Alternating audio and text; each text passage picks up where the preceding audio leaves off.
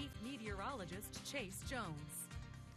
Well, things are getting pretty wild, so let's just be grateful we're here in the Concho Valley, only dealing with some of these cloudy conditions and those calm southerly winds. Now, as we make our way into a beautiful but relaxing weekend, let's make sure we capitalize on the beautiful weather. Now, it's just been stagnant for the past couple of days, if not the past couple weeks, going from those 90s all the way back down into those mid to lower 70s, right back up into those mid 90s, and we're holding strong right now in those mid 80s as we make our way back down into another peaceful summer evening. Now, make sure you guys capitalize on this wonderful weekend, because getting out there towards the lake, of course, making some good grilling plans. I'm on the lookout for a little bit of cold weather to start making its way in by the beginning of July. 86 in San Angelo. Everybody else in a combination of mid to lower 80s across the entire area. We're 10 degrees cooler and even 20 degrees cooler than this time 2 years ago. This was the stretch of record-setting heat, so we're on the cool down, and we definitely need it because things are getting pretty wild. 85 in Sterling City, 84 down there in Junction, 81 in Ballinger, and 86 over there in Ozona, so everybody's about 4 degrees apart, and we're cooling down at the same rate.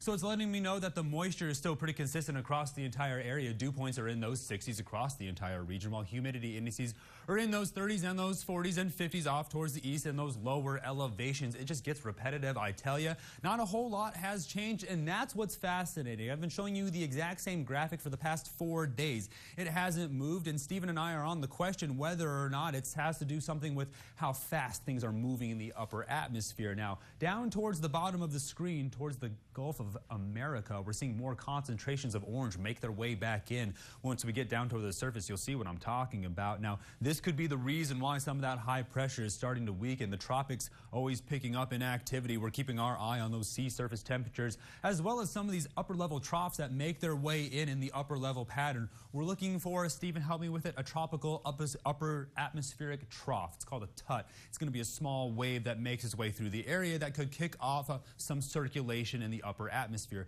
Something that's moving in from the east coast, but holding a lot of this activity strong across the west. We talk about the opposition of pressure. This would be a prime example because it hasn't moved at all in 4 days. Now, weather not only works in the horizontal, it also works in the vertical. So the moment you can see where some of this moisture makes its way up from the surface into the upper atmosphere and off towards Wisconsin, the easier it will be to understand whether or not it's going to rain. So here in the severe weather outlook, it's moving around with the San Angelo bubble going strong, is associated with that high pressure and the Edwards Plateau working in tandem. Yes, I'm trying to glue these things together. A lot of severe weather finally cooling off with some of that nighttime cooling, and you see some of it finally dying off towards East Texas, but everybody's been running around Oklahoma. Now, down at the tropics, this small organization, you saw it showing up on the moisture tracker.